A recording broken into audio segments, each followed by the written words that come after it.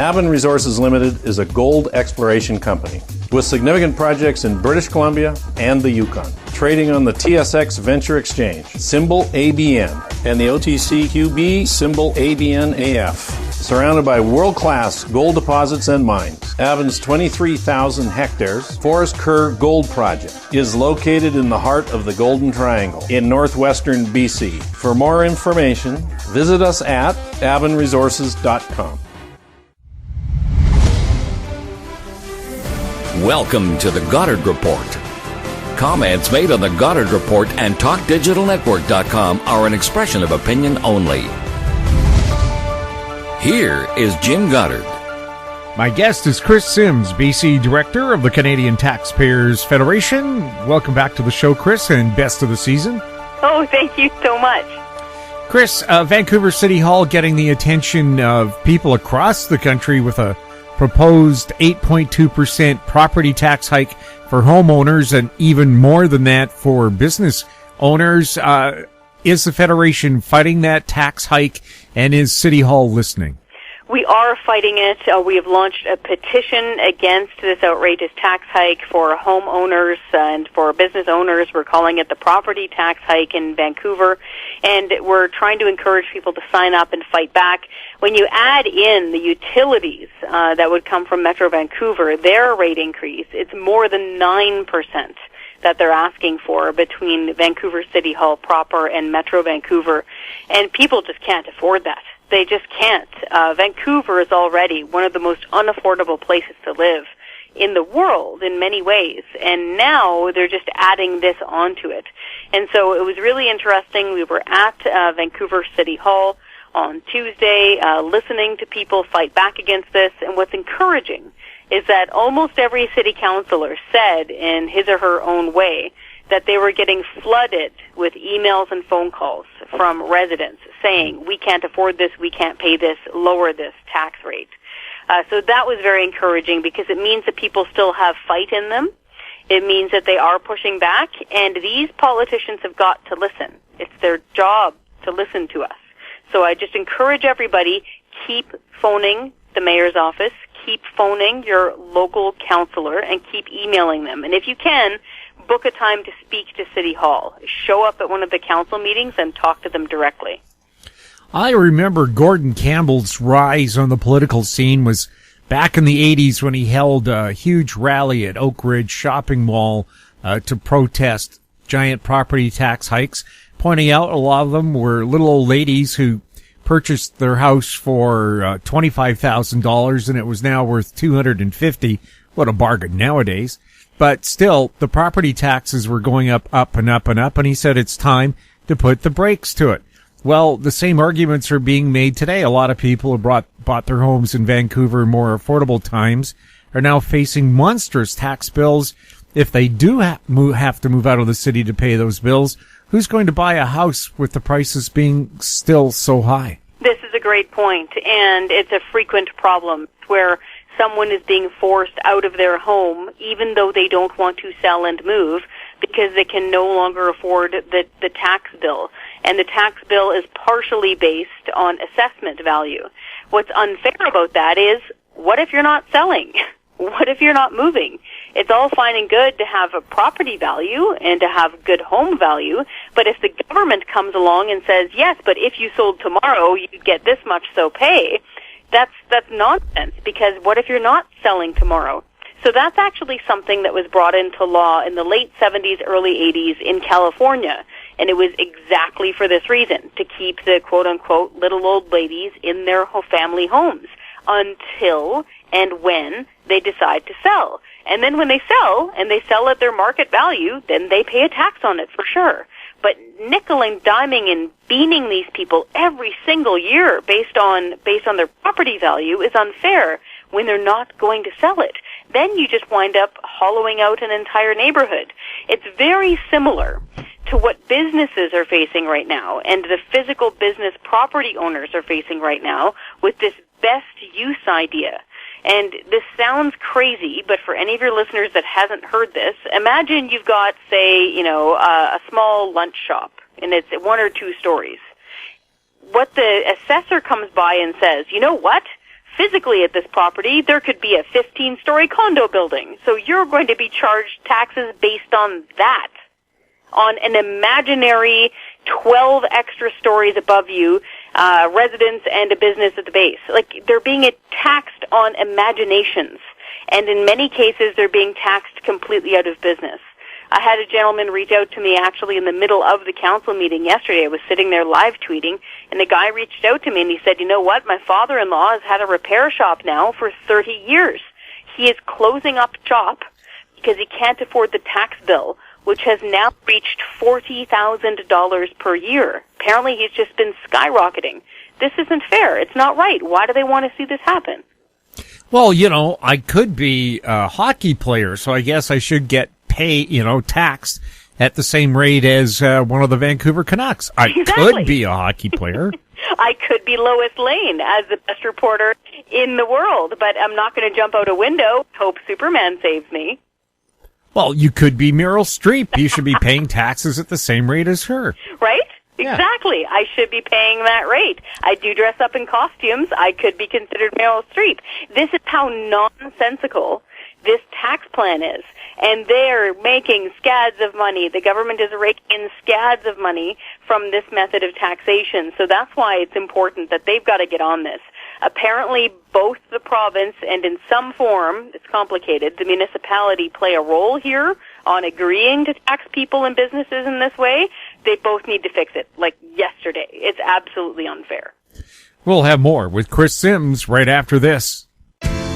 Engineer Gold Mines is focused on the exploration and development of the historic high-grade Engineer Gold Mine situated 32 kilometers southwest of Atlin, British Columbia. Engineer Gold Mines is fully permitted for surface and underground exploration with the 2019 drill program now underway. Engineer Gold Mines Limited trades on the TSX Venture Exchange, symbol EAU. For more information, please visit us at engineergoldmines.com. Cypress Development Corp. is developing a world-class lithium resource in the heart of Clayton Valley, Nevada. The size of the resource makes the Clayton Valley project a premier asset with the potential to impact the future of lithium supply. Cypress Development Corp. trades on the TSX Venture Exchange, symbol CYP, the OTCQB, symbol CYDVF, and on Frankfurt, symbol C1Z1. For more information, please visit our website, cypressdevelopmentcorp.com. Welcome back. We're speaking with Kris Sims. Kris, this issue of high property tax is not just an issue in Vancouver. Toronto residents, I think, have been told by Mayor John Tory they could be looking at tax hikes of more than 10% over the next 4 years. Yes, and it's one of those things where Mayor John Tory ran on a campaign of not raising taxes. And when politicians make those kinds of promises, they have to be very careful, because as much as we like hearing nice things and nice ideas and fluffy stuff, when it comes down to money, we need to know what we're getting into. And if a politician tells you that he or she is not going to raise your taxes, that means something to your bottom line. And if you turn around once you get into power and you raise them anyway, you're going to wind up with a lot of eroded trust. And actually, we have our own, we're the Truth in Politics mascot, we call him. His name is Fibber. He's got a long nose, and he holds up a sign reminding politicians they've broken their promises. He's at Toronto City Hall today because this was a big election promise that has now been broken. How important is it for taxpayers to remind politicians that they made promises? And how come other people, if they make a promise and break it, can be sued, but you can't sue politicians for breaking theirs? This is the really sad thing, is there's a lack of accountability. So we have recall legislation here, which is a good thing. It's a good thing for democracy. I know, for example, that we're looking at trying to get some form of recall legislation at the municipal level in different provinces. I know, for example, back when the Reform Party first started there in the late 80s, early 90s, that one of the R's that they were trying to put forward was recall. And that wasn't, to fight old bitter fights over nomination disputes of, I didn't get the nomination and I want to run in the next by-election. No. You need to get a good chunk of people signing up to the petition to get a recall started. Recall should be for cases where you've broken a promise or you're not doing a good job, and then your job should be on the line. That is what all of us do. If we do terrible jobs and screw it up, we either get reprimanded or fired, or both. Why is it that politicians can be elected to office, say one thing, then do another, and infuriate people while spending our money, and we're helpless? We can't do anything about it. And across party lines, no matter how you vote, I think that strikes a lot of people as unfair. So we would like to see recall legislation at every level of politics. Well, I remember Jean Chrétien and his little red book of promises, including I will get rid of the GST. Well, take a look at any bill you get today. I think we're still paying it. Yes, exactly, and different forms. It's either GST or HST. And that's one of the reasons, funny you mentioned that, that's one of the reasons why the CTF exists. It was started as a ratepayer organization, a protest movement in the prairies in Alberta and Saskatchewan, and one of the big things they were super ticked off about was the GST. And so back then, if you look at old footage, there was huge anti-tax protests. People were filling hockey rinks and Legion halls all across Western Canada and into Ontario. You know, we'd love to see that again. People need to realize that they have a voice, and if they get together and they speak up and they push back, that politicians will back down. And wouldn't it be nice if we could start seeing some more pushback and some more anti-tax rallies? In BC, we have mandatory government insurance on our cars. The new rates go into effect on Friday. What kind of an impact is that going to have, especially people who have families with younger drivers, and if you have a business? This is a real problem for BC. I'm born and raised in British Columbia. I absolutely dearly love BC, but I did work and live away for quite a while. I worked in both Ontario and Nova Scotia. And coming back here as an adult, I'm shocked, thunderstruck, personally, by the level of the insurance costs here. They're way more expensive here for much less coverage than I paid for in either Ontario or Nova Scotia. And that's speaking anecdotally. We know that this is the case nearly universally for BC drivers, that we're almost always in every case getting screwed. On average, I think our average now is $1,850 per year. That's way higher than other provinces. If you compare us apples to apples to Alberta, for example, if you've got a two-person adult family with a young driver in the family, driving, say, a Honda Accord, mid-2000s, nothing really fancy, they're spending on average about $800 more per year to insure that vehicle than an identical family would in Calgary. So we're just getting duked every way we turn, and it's because we don't have any competition. Why would ICBC care or have to improve their product or have to improve their rates when they're the only shop in town? That's like only having one grocery store to ever go to and having no competition. You're going to have generally poorer product and higher rates, which is exactly what we've got here. So brace yourselves. I've been told that the rates are changing again on Friday. That depends on what kind of driver you are. But mostly we're hearing from, like you said, families with young drivers who just can't afford to insure their car. And think about the cascade effect from that. If you're a young person and you can't get your first car, to me it was a big deal getting my first car. It meant freedom. It meant I could go to my job after school almost every single day.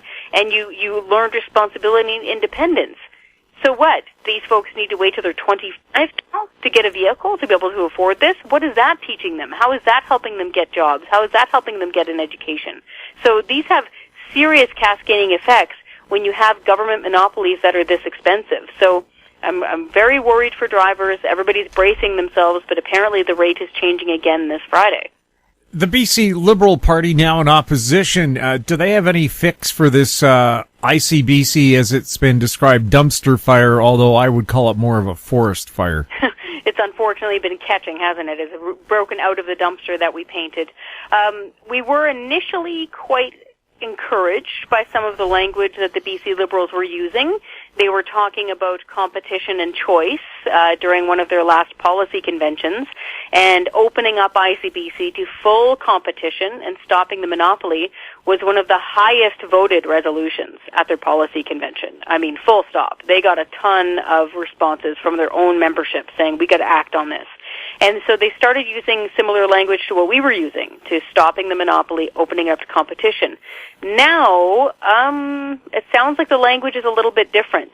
Now it sounds like they're committing to holding a panel and creating a committee. That's not strong enough action for people who are paying through the nose for ICBC. I think ICBC has been test studied now in the field, so to speak, since the 1970s. There isn't much more study that needs to be done. We can see what the problems are, and we know we've got no options. So open it up to competition. The idea of trying to promise these poor beleaguered drivers a panel, I don't think that's going to fly. Well, as Canadians, isn't the word panel or committee just government doublespeak for we're going to delay any action? It's like, oh no, the roof is caving in. Let's study it. That's what seems to happen over and over again. It's been parodied a million times. There's a great episode of 30 Rock where Jack Donaghy is down in Washington and there's water pouring through the roof. He says there's a leak in the roof, and the staffer looks up. He says, no, it's not. We did a study, and there's not. We'll have more with Kris Sims right after this. Media recognition from Bloomberg, Reuters, recycling trade publications, patented process for 100% recovery of critical metals, including cobalt, lithium, nickel, manganese, aluminum. American Manganese is focused on recycling lithium-ion batteries for electric vehicles. American Manganese trades on the TSX Venture, AMY, the US, AMYZF, and Frankfurt 2AM. For more information, visit AmericanManganeseInc.com or phone me, Larry Ray, at 778-574-4444. Don't miss out. Stay informed. Receive the HowStreet.com weekly recap with thought-provoking podcasts, radio, and articles delivered to your inbox. Sign up for the HowStreet.com weekly recap on our homepage at HowStreet.com. Welcome back. We're speaking with Kris Sims. The Trudeau government says it's going to up the personal exemption on your federal income taxes to $15,000 a year over a period of 4 years. Why can't it be done now, and is that enough of an exemption to really help families and individuals? When you break it down, it isn't that much money per month or per year, although we do want to start off with saying this is a good thing. We always want to give praise where it's due. Reducing taxes is our thing. We're very happy to hear that the Prime Minister wants to reduce taxes for Canadians. That being said, the debt spending that Prime Minister Trudeau and his team are engaged in right now, the willy-nilliness of their spending plans, the fact that they ran their last federal campaign basically not promising anything when it came to fiscal restraint. What budget? What balance? They didn't seem to care about it. That's highly concerning. Because if we keep piling up and racking up this debt, who's going to pay it? We can't do this forever. And interest rates won't be this low forever. You know, God forbid that interest rates start climbing up higher and higher. We could get into some serious trouble here. And so that's why we're pleading with them. While we're happy to hear about tax decreases and tax cuts, it's always a good thing. Gosh, guys, look at the other side of your ledger. Stop the deficit spending. They really need to rein that in. And it's especially concerning when you compare our economy to the United States. Usually, when the United States economy is doing well, and it's on fire right now, their unemployment is historically low. It's astounding what's happening down there. Ours should be doing really well too, because we're intricately joined. And we're spending like this. We're spending like this when times are kind of good here in Canada, all things considered, outside of forestry here and the oil patch in Alberta and some manufacturing in Ontario, relatively. Then what happens? What happens if we hit a recession? So this is where we're very, very cautious about this stuff. Trudeau bragged that by the time this program comes in, and again, it's going to be dragged in over 4 years, 1 million Canadians won't be paying income tax. Well, that's bragging about 1 million people making less than $15,000 a year. Is that something to brag about? Yeah, that's a strange way of putting it. We would put it more like the poor and the very, very low income will be given relief.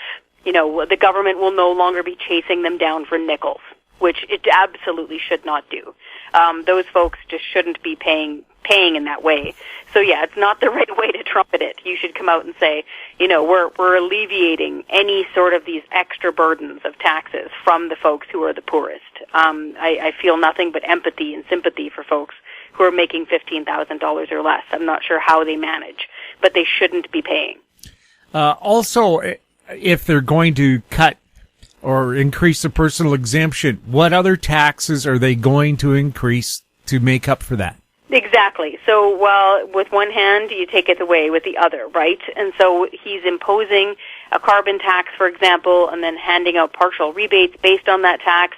And then, of course, we'll all be paying more for everything. Here in BC, we're used to that. But in the rest of Canada, they'll be paying more for everything. Their food, their clothing, everything that is ever grown or brought to them using a truck or machinery. And so at the end of the day, a lot of Canadians won't be any further ahead, and they may be lower. They might be further behind, because there was even that recent study that came out saying that on average we'll be paying, I think it was $400 extra for groceries, for food. That's highly alarming for many people. That's a serious amount of money. Kris, is there anything that we should be looking at going into the new year that could be costing us more or might give us a break? So great question. So there's good and bad here in BC going into the new year, and I always try to start with the good. The good is the medical services premium is finally going to be gone, completely gone. It's been running at 50% strength now for a while here in BC, and now finally the NDP are making that election promise and getting rid of it completely. Unfortunately, the bad news is the employer health tax has already taken its place. For every job creator here in BC that pays it, they know they've been paying it already this year, and in some cases on top of and in addition to the MSP. So they've been hit with a double whammy. So the employer health tax is a tax on every job creator outside of a not-for-profit, like a school board, that has a payroll of more than $500,000. That's a very, very low threshold for a healthcare tax, comparatively speaking to other provinces. That means, for example, this auto parts place that we stay in touch with up in Prince George, they've been now in business for, I think, 40 years. They're spending around $50,000 or $60,000 more per year because of employer health tax. That means that they're no longer going to be hiring that apprentice, and they can't give wage raises to their good employees who've earned one because they just don't have the money. So the government is taking these folks' raise, even though they've been working very hard. It also, according to the Kelowna Chamber of Commerce, we spoke with them just a couple of weeks ago, it helped play a role in shutting down the mill in Kelowna. So if government starts hitting job creators and businesses in this way, they're going to see bad effects coming from it. So while it's good and we want to praise MSP's gone, unfortunately, employer health tax is here. Oh, and the other catch is that municipalities are on the hook. So even if your listener isn't a job creator, isn't owning his or her own business, if you're a property taxpayer, you're probably paying the employer health tax, because guess what? Your city is. And your city has to get money from somewhere, and they probably are jacking up your property taxes to pay Victoria. Kris, thank you so much for chatting with us. Thank you so much for caring. And best of the season. Take care. My guest has been Kris Sims, BC Director of the Canadian Taxpayers Federation. Her website, taxpayer.com. If you have any questions for Kris or any of our other guests, you can send them to info@howstreet.com. Find us on Twitter at TalkDigitalNet. Our YouTube channel is Talk Digital Network. We're also on Facebook. I'm Jim Goddard. Thank you for listening. Comments made on the Goddard Report and TalkDigitalNetwork.com are an expression of opinion only. The Goddard Report is available online and mobile at TalkDigitalNetwork.com. The Goddard Report is a production of Howe Street Media Incorporated.